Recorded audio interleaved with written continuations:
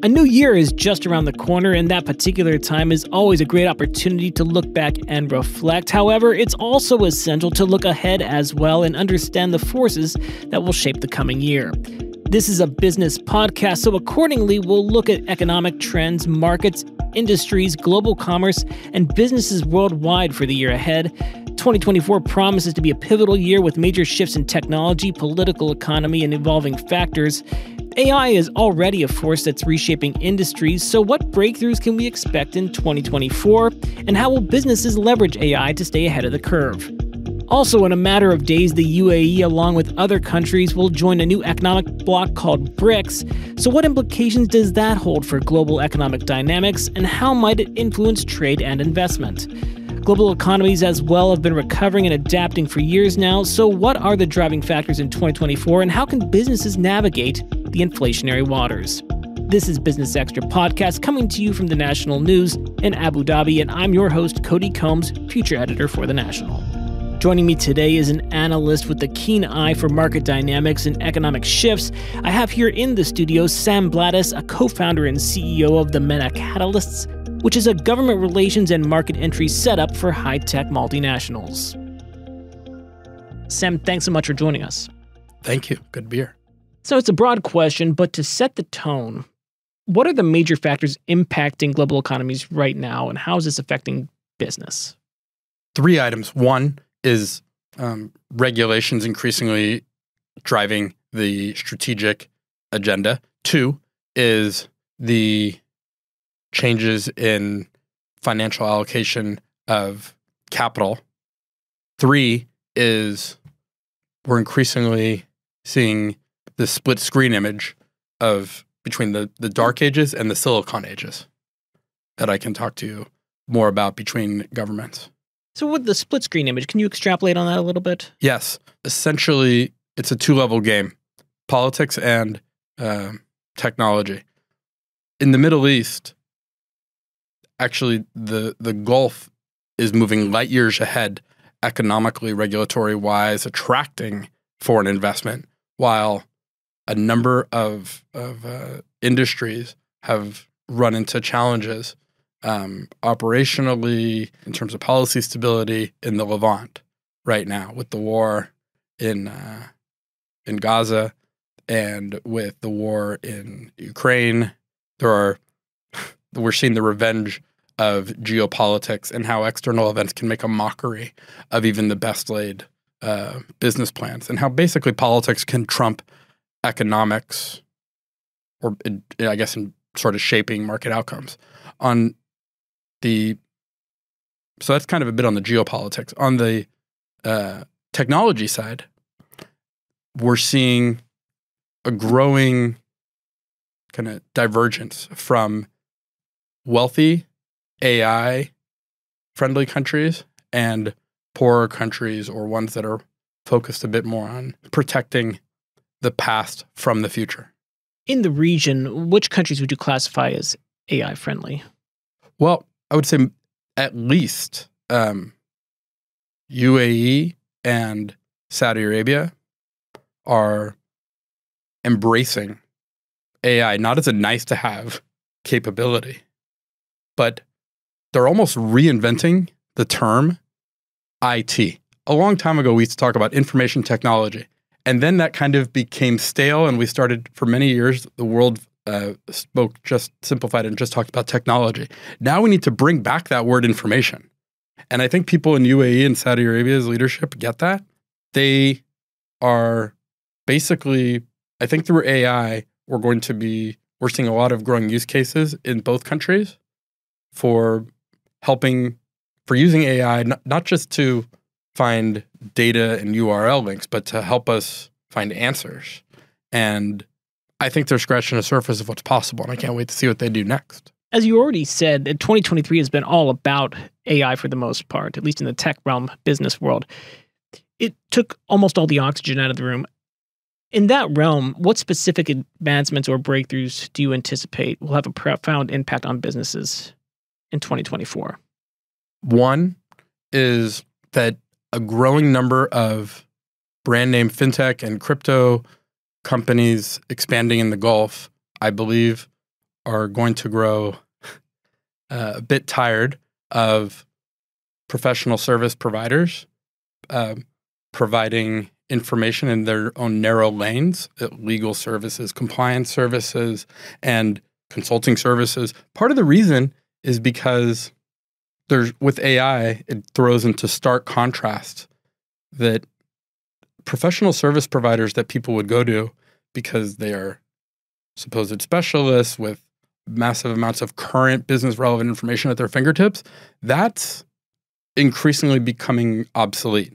I think that we're already seeing, but over the next few months, certainly we're going to see not incremental, but exponential growth in companies expanding here, coming to the realization that professional service providers have been great ways to burn through a lot of time, pain, money, effort without implementing their priorities and also we're going to see to be balanced, we're going to see a growing number of companies continue to adopt this do-it-yourself approach of expanding in the Gulf.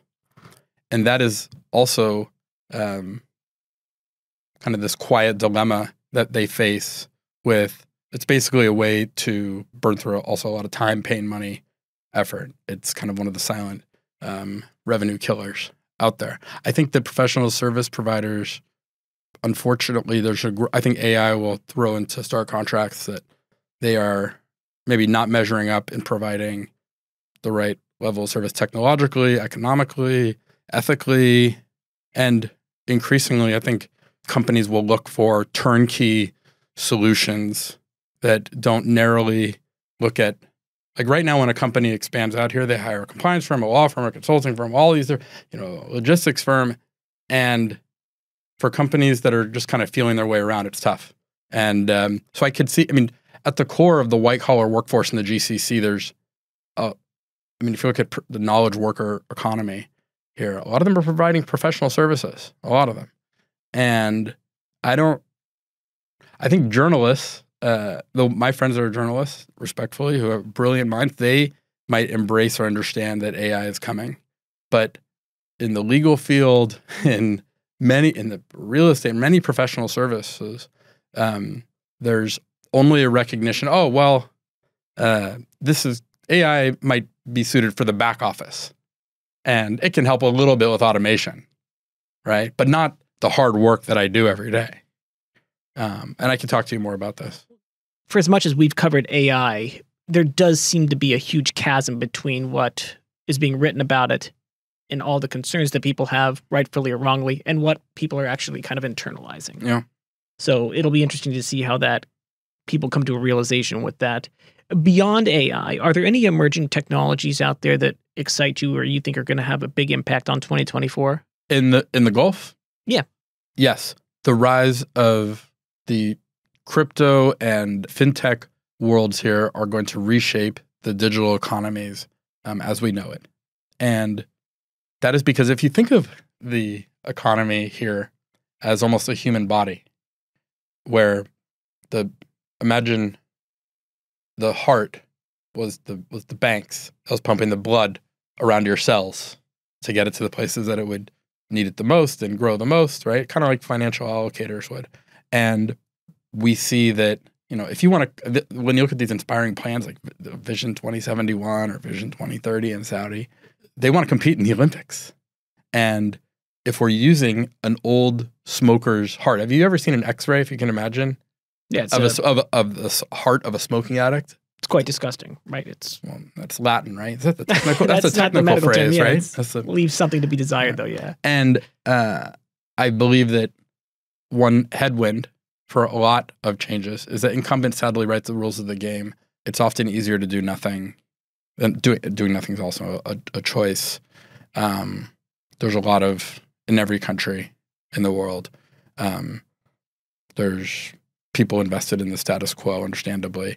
Anyway, what I'm getting at is, if you're trying to run in the Olympics with a smoker's heart, it's difficult. I think when I listen, honestly, to Abu Dhabi leaders, and they are 20 to 30 years into the future of their neighbors to their east, to their north, to some parts of their west, and they actually want to protect the future from the past, which is so amazing. I'm not saying everyone in the country is like that, but the leaders, I mean, like world-class athletes.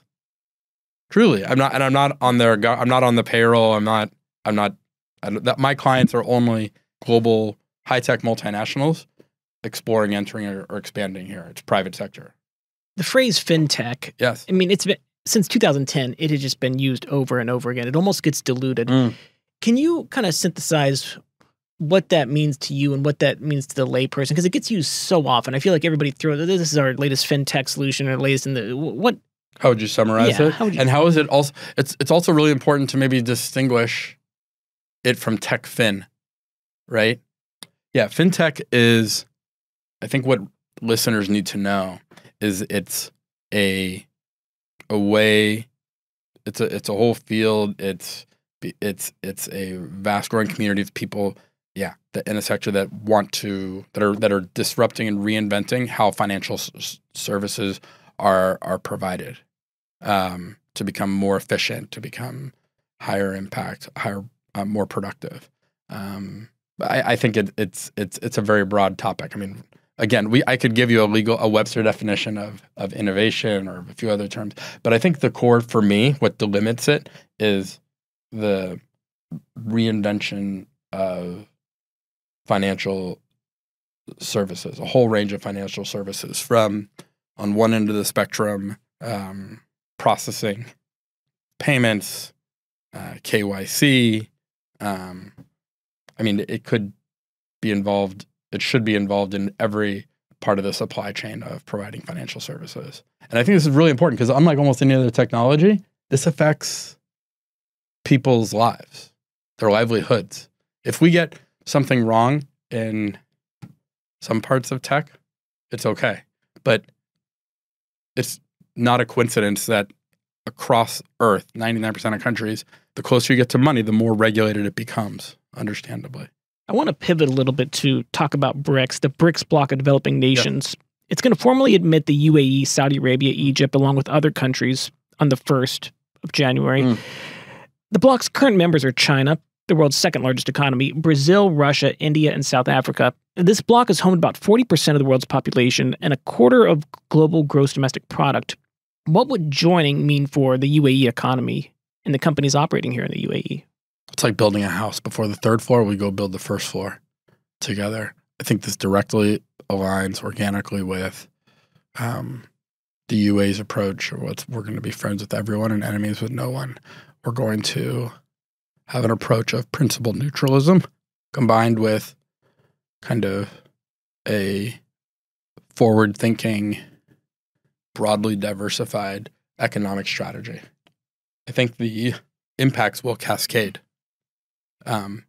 First, it's like in a relationship, right? Before rushing into something more, it first starts with feelers and getting to know each other, and this helps move from the personalization to institutionalization of a whole set of relationships. I wouldn't overanalyze it, though.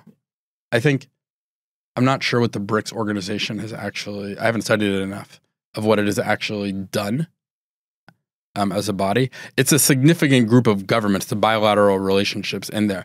3 of them are continent-sized countries. All 4 of them, the largest crypto company in the world is facing acute regulatory storms in Binance. It's not the only part of the world, but how they embrace AI, crypto, fintech, parts, kind of some of the building blocks or the emerging building blocks of Gulf economic plans, it's going to be so different than how this story evolved in the US or Western European capitals. Let's talk a little bit about Binance. Let's pivot a little bit. What do we make of crypto in 2024? 2023, it sticks out in my mind at least. You have the issues with Binance. You also have the issue with FTX still ongoing.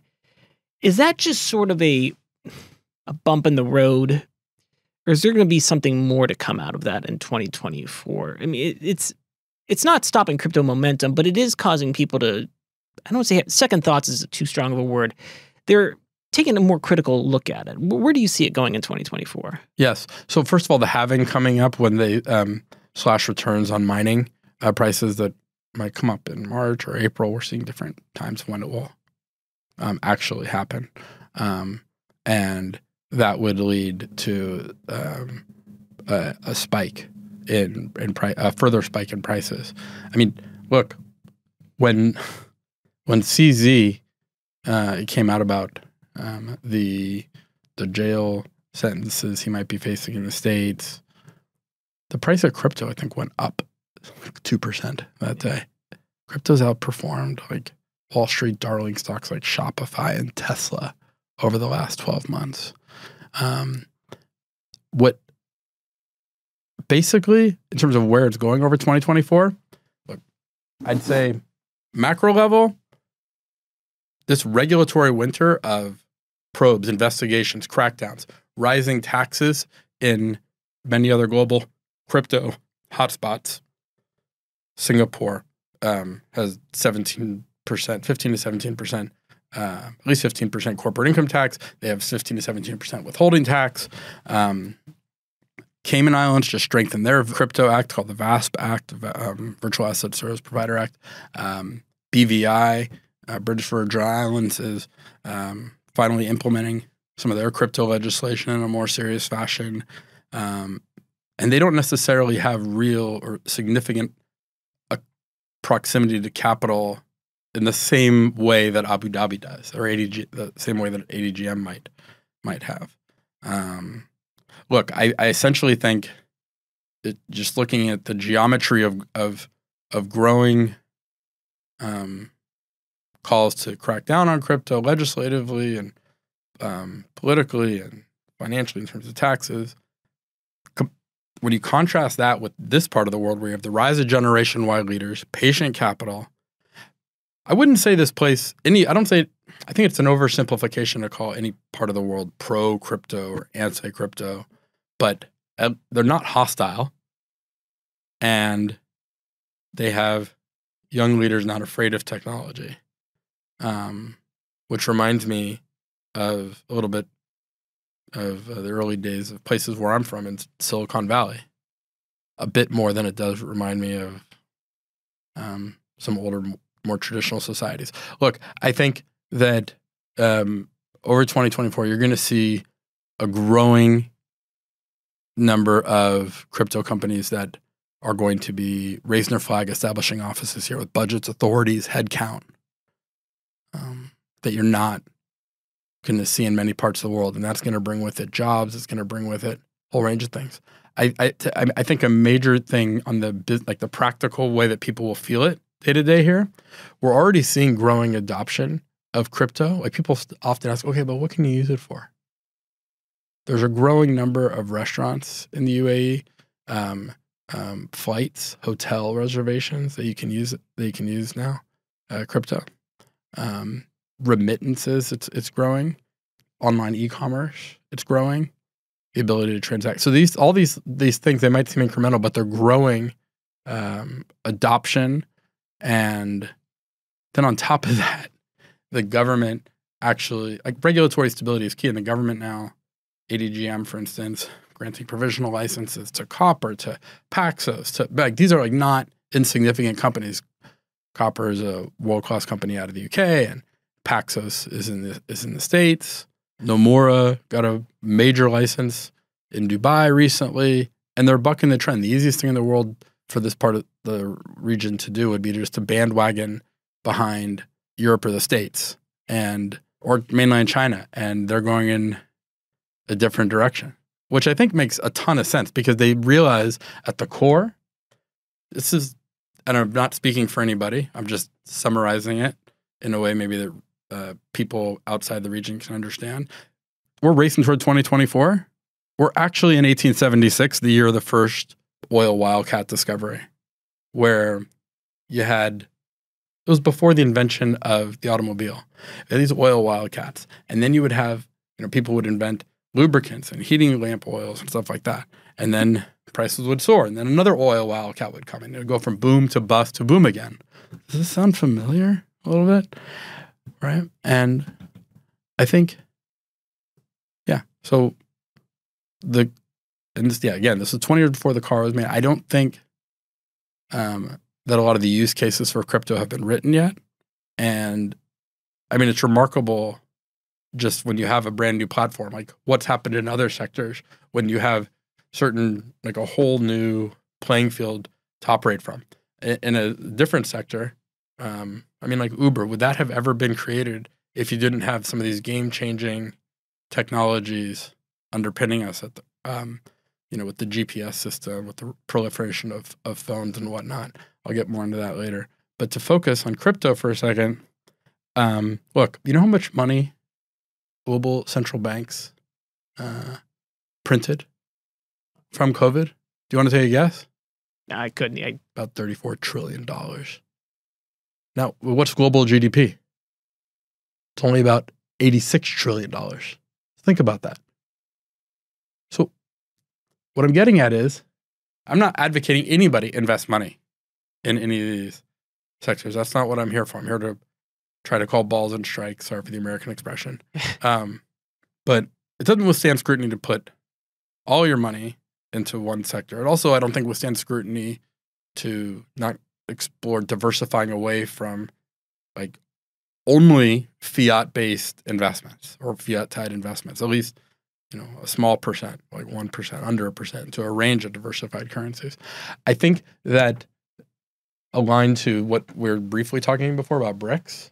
Also, I mean, this has nothing to do with, I think this is a lot deeper than hedging against the U.S. I think it goes to the heart of the UAE's diversification approach for foreign policy and markets, and but also economically too. To okay, how, for the first time in history, the time it's going to take,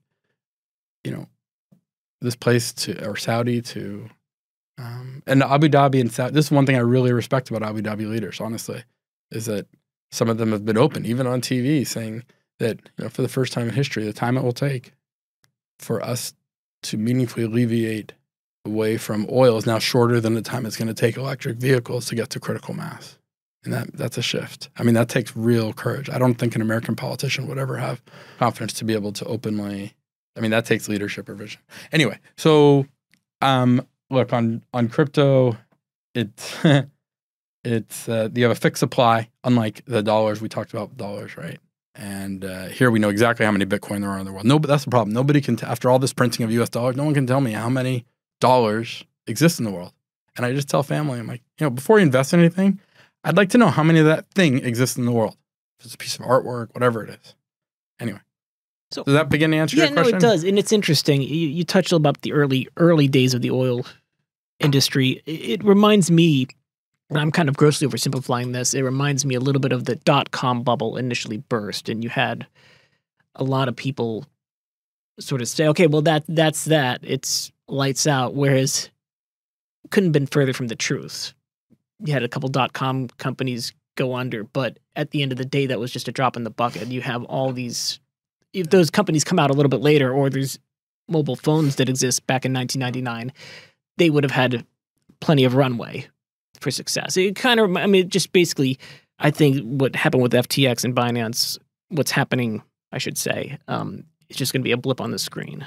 Correct me if I'm wrong. I don't know. Look, I in terms of what's going to happen, aligned to the theme of this great series you have, it's critical, I think, just to look at the facts. Maybe I'm old-fashioned, but to me, it's like if there is systemically bad news across over and over again, and it's not affecting the price, that is one imperfect way to see, okay, have we hit rock bottom? When have we hit the trough, right? It's like, well, what if, like to determine with crypto, what if the second biggest exchange in the world imploded? What if the CEO of the biggest exchange in the world was facing jail time, right? Or significant financial penalties as reported? What if you had something like Terra Luna and all of these things keep happening? And what more needs to happen? And yet crypto prices are doing, they're in the top like couple percentile in their history in terms of value. So that, why is the systemically bad news not affecting the price, which is based on anticipated future growth? Sam Blatteis, co-founder, CEO of the MENA Catalysts. Thanks so much for joining us. Thank you, guys. That's it for today, and thank you so much for listening. Please remember to follow and get all our podcast updates as soon as they come out. This episode was produced by Doa Fareed, Phil Green, and Arthur Edison. I'm your host, Cody Combs.